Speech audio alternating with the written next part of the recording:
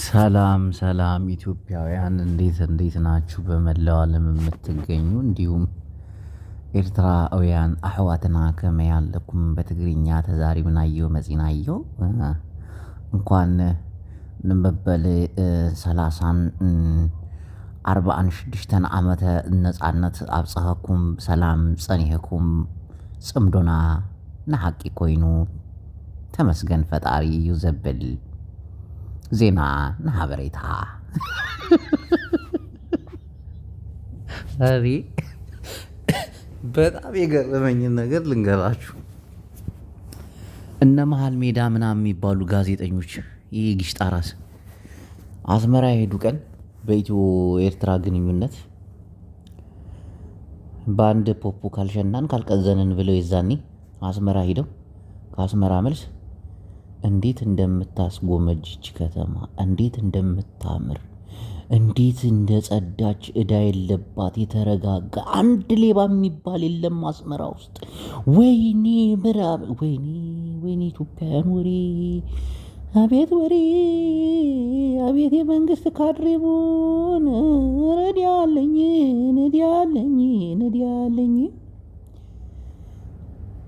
ከዛ አብይ አህመድ እንዲህ የምታውቁት ከኢሳያስ አፈወርቂ ጋር እንካ ስላንቲ ሲገጥም ምን እንደነካቸው አላውቅም። መብረቃዊ የመገልበጥ እስስታዊ ባህሪያቸው ግንፍል ብሎ ወጥቶ እኔ አስመራ ሂጄ ይገርማችኋል አንድ ሆቴል ነው ያገኘሁት። ሽንት ቤት የለውም ያ ሆቴል፣ ኔትወርክ የለውም።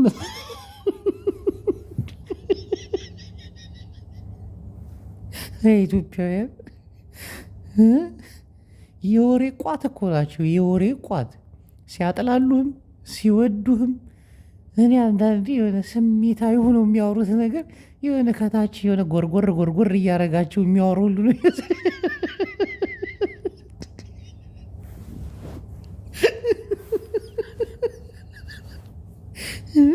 እንደ ኢትዮጵያውያን እኮ አለቅላቂ ፍጥረት የለም እኮ።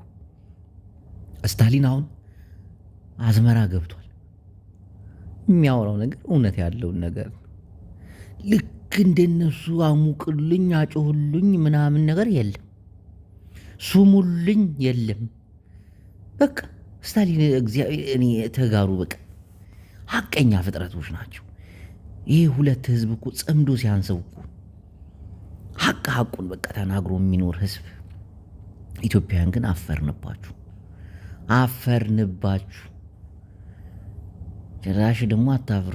ዩቱባችሁ ላይ ስታሊንን በቃ ታወሩበታላችሁ። የእንጀራ ገመዳችሁ አረጋችሁት። መንግስት እንኳን እነ ስታሊን ብቻ ግንኙነት ስላደረጉ ቀዝኗል። እነ ደብረ ጽዮን የሄዱ ቀን ምን እንደሚሆን አላውቅም።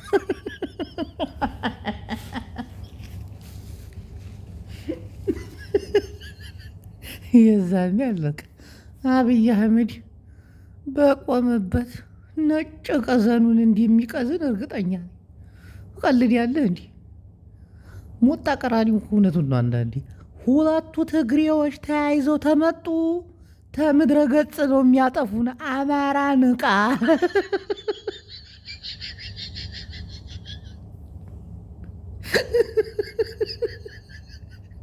ሰሞነኛው ጽምዶ ግን እኔን ምችት ነው ያለኝ። እናቤት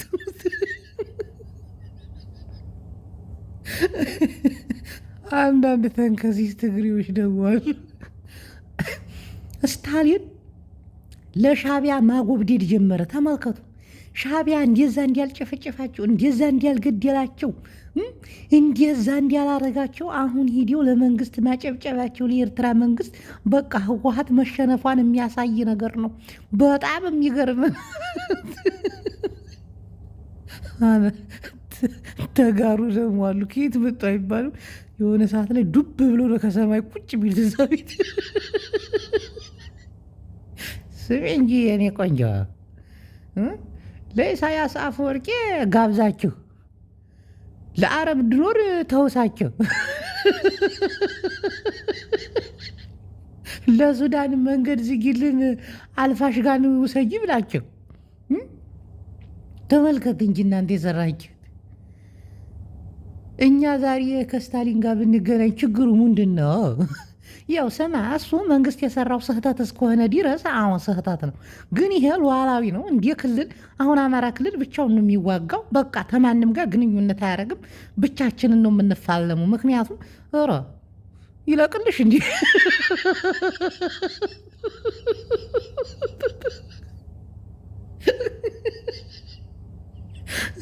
አንቺ ዶዶብ የፖለቲካ ጥቁምና ፍላጎት አለው። አፍራ ባትሽ ብይ ናውጣ። አንተ ትግሪ ቆማጣ ናውጣ። ምን አባህ ደግሞ አመጣህ? ናውጣ።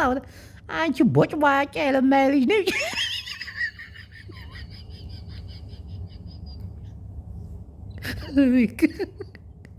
ቲክቶክ ላይ በቃ ፍርስ ጉሉ ብለው እናቴ ትሙት። አሁን ደግሞ ኦሮሞዎች አሉ። እንግዲህ ጌታቸው ረዳ ትክክለኛ ትግሬ ነው።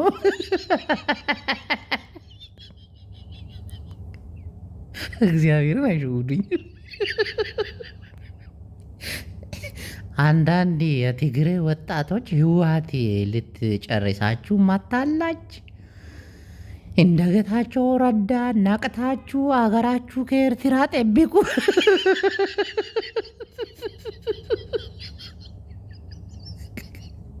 ሀገር ከኤርትራ ሳይሆን ከአንተ ነው የምንጠብቀት። ትቀልዳለህ እንዴ? አይረሳም እኮ ወንድምዋ። ምን ሆነ ነው አባቴዋ? አይ ኦሮሞዋ ዘመዶቼ ወንድሞቼ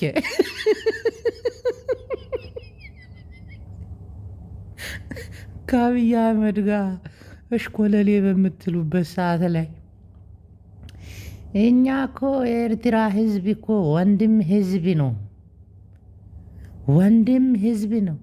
እነዚህ ትግሬዎች ናቸው ያጣሉን ስትል አልነበር እንዲህ በአማርኛ በዛ ኮልተፋ አማርኛ። አሁን ደግሞ እኛ በትግርኛ አሕዋቲና ሓደኢና እንደ ካልን ምን ችግር ነው?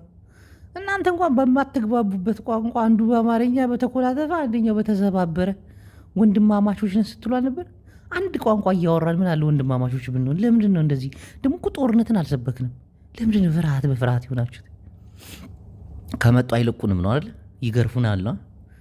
እሱማ አይቀርላችሁም፣ አይቀርላችሁም። የእጃች ታገኛላችሁ። አሉ ደግሞ አንዳንድ ተጋሮች እኔ ምን እንደሚሻላቸው አላውቅም። ጌታቸው ረዳ የሆነ አዳራሽ ውስጥ ሰብስቧቸው ነበር።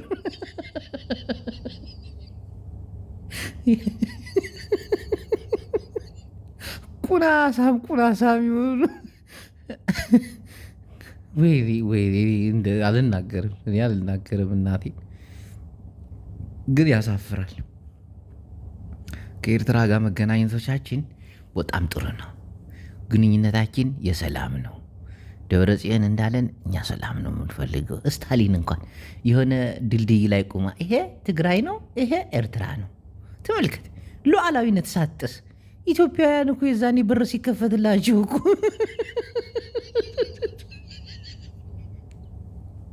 እነዚህ የጋዜጠኝነት እንኳን አላማውም ትምህርቱም የሌላቸው ጉማሬዎች የኤርትራ ሉዓላዊነት ደፍረው አንድ ህዝብ ነን፣ ኤርትራና ኢትዮጵያ አንድ ህዝብ ነን፣ አንድ ላይ ነው መኖር ያለብን፣ አሰቤኛ ነው፣ አዲስ አበባ የነሱ ነው ምናምን ሲባባሉ ነበርኩ። ድንበር ጥስ ስታሊን ይሄ የትግራይ ድንበር ነው ብላ እግሯን እንኳን አላስገባችም የትግራይ ድንበር ውስጥ። ምክንያቱም ቪዛዋ የኤርትራ ነው።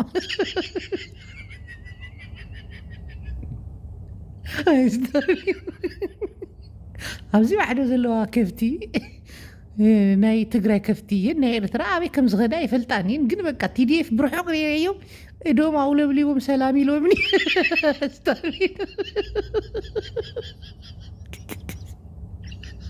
እሞ ከይድካ ዘይተሓቅፎም ኣሕዋትካ ኣይተፈቐደን። ድንበር ጥሒዝና ምኻይድ ኣይከልን። ኣስመራ በፂሕና ጥራይና ንምልስ ስታሊን ሓደራ በፂሓኻ ከም ትመፅእ ኣብ መቐለ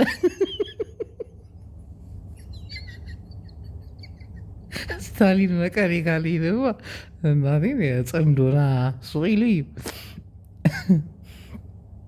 ወይኔ እናቴ ሰሞኑን ግን በቃ ወይ ስንቱ ተቃጠለ፣ ስንቱ ፈራ፣ ስንቱ ተደናገጠ፣ ስንቱ የትግራይና የኤርትራ ግንኙነት ቅዘን በቅዘን እኮ ነው ያደረጋቸው። ቅዘን በቅዘን አስቡት። አክቲቪስቶች ተገናኙ ተብሎ ይህን ያክል ኢትዮጵያ ከቀዘነ እንዴ አስባችሁታል? ሁሉም እኮ ነው በቃ አራራራ ሁለቱ ትግሬዎች በቃ አሁን ደግሞ ስልጣን አማራ ንቃ፣ አማራ ንቃ፣ ጦርህን ሰፋ አድርገው በቃ ግማሽ ፊት ወዲያ ትግሬ፣ ግማሽ ፊት ወዲያ አዲስ አበባ። እንዲህ አማራው ስንት ቦታ ይቆራረጥ። በቁመ ጠብቀኝ እየተታኮሰ ሁለቱ ትግሬዎች እኮ ታንክ እየጋለቡ ነው የሚመጡት። አሁን አደራ ድሮንም አለ ባለ አሁን እንደ በፊቱ እኮ አይደለም። ባህሩም ክፍት ነው። ጦርነቱ ከተጀመረ ደግሞ ጦርነቱ የኛ ብቻ እኮ አይደለም። አሁን የጎረቤት ሀገርም ይሆናል። ኧረ ራቅ ያሉ የሚመጣሉ። ሂሚቲ እንኳን ያላያችሁትም በሱዳን እየታገዘ አሉ። ብዙ ሀገሮች ሀብታም ሀገሮች አሉ። የደሃ ሀገርን ጦርነት ቁጭ ብሎ በቲቪ ማየት የሚወዱ እንደ ፕሌስቴሽን አመድና ሁኑ ዋሳይና እያለ ቲፔሌፍ አንበረከከቻቸው እኮ እናቴ ተራ በተራ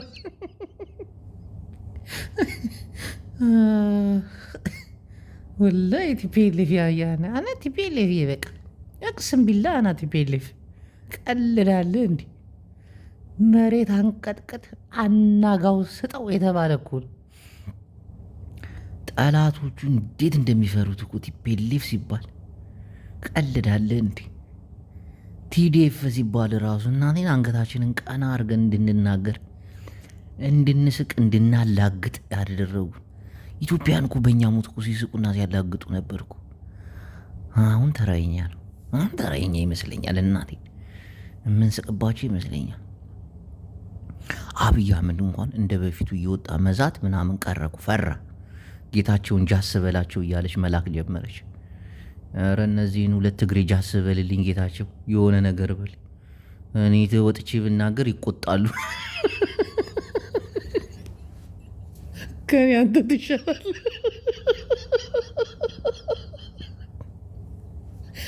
አስቡት እስቲ ነገር አሁን ዝም ብሎ የሆነ ሰዓት ላይ ደብረ ጽዮን ብድግ ብሎ አስመራ ቢገባ አስቡት ምን እንደሚፈጠር።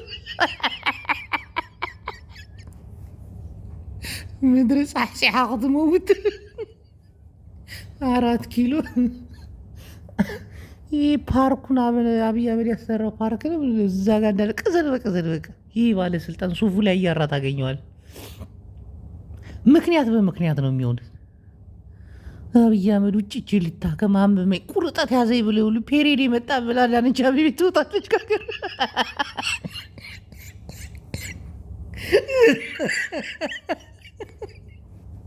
ዝም ብላችሁ አስቡት። ደብረ ጽዮን ብድግ ብሎ አስመራ ቢገባ በቃ አዳነች አቤቤ ተልካሻ ምክንያት ፈጥራ እኔ ፔሬዲ ስለመጣ የሆነ ሕክምና ያስፈልገኛል እነ ደመቀ መኮንን ይቀዝ ብሎ ሩጫ በሩጫ ሲሆን ይታየኛል። እናቴ አብይ አህመድማ ምክንያት አግኝቷል። ስፔስ ላይ ወጣለሁ ምናምን ነገር ጨረቃ ላይ ደርሼ ካልመጣ ምናምን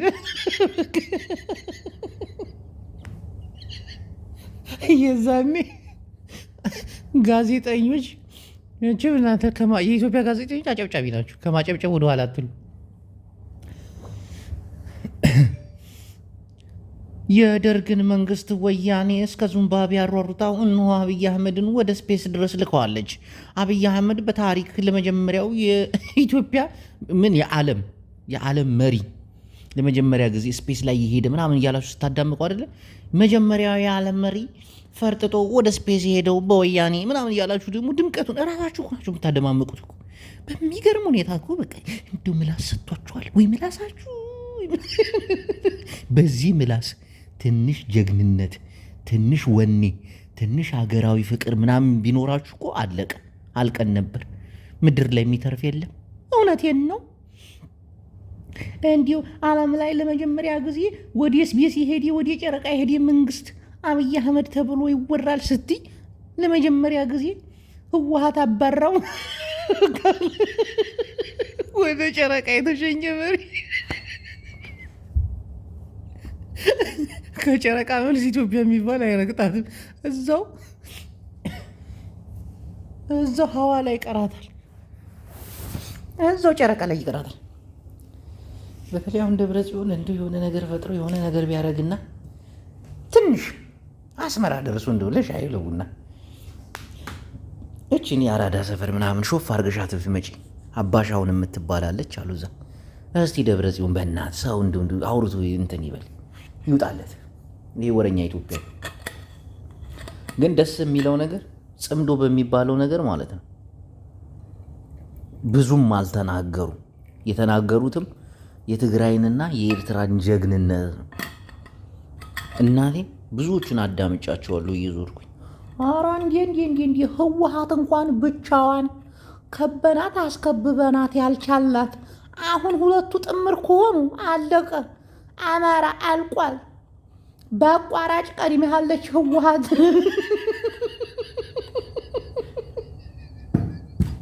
ህወሓት ግን ብትገሏት ተመልሳ ሸዋ አትመጣም። 4 ኪሎ እሱን ለአማራ ታጣቂ ለእንትና ነው የምትሰጠው፣ ለዘመነ ካሴ። እስከዛው ተደበርባቸው ምናምን ብላ ትሰጠዋለች። ከዘመነ ካሴ ተደበርባቸው አብይ አህመድን አንስተላል ምናምን ትለዋለች። ይጫወትባችኋል። ደህና አድርጎ ሀገሪቱን በታተናችኋት፣ አበላሻችኋት። ክብርን ህወሓት ክብርን ቲፒኤልኤፍ ትላለች።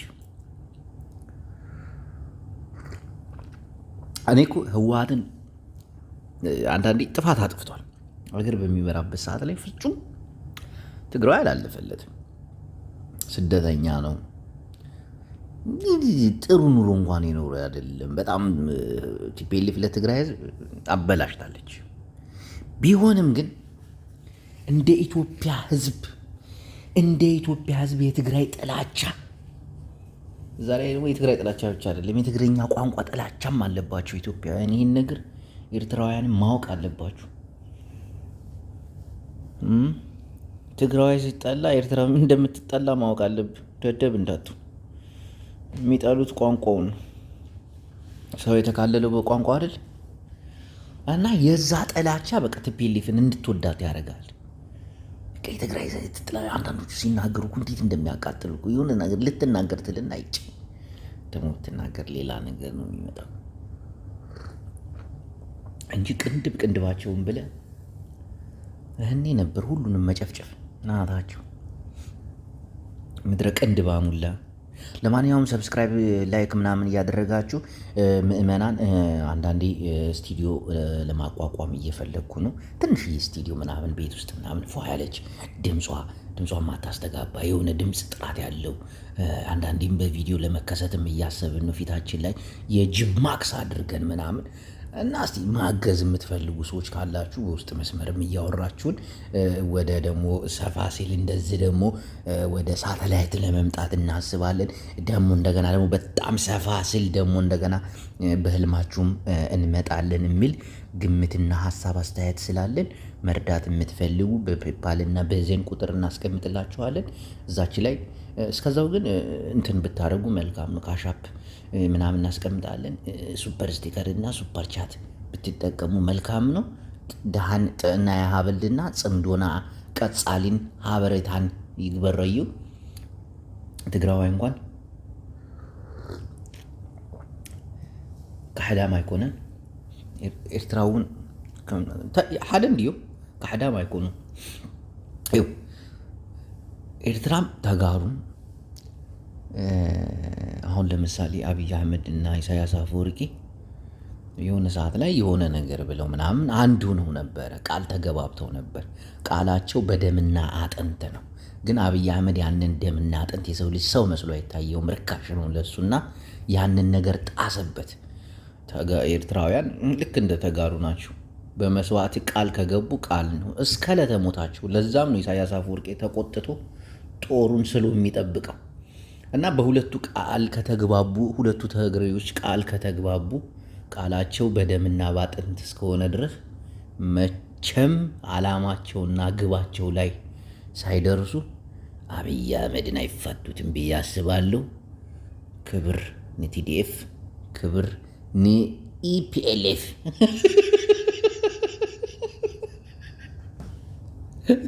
ደሃን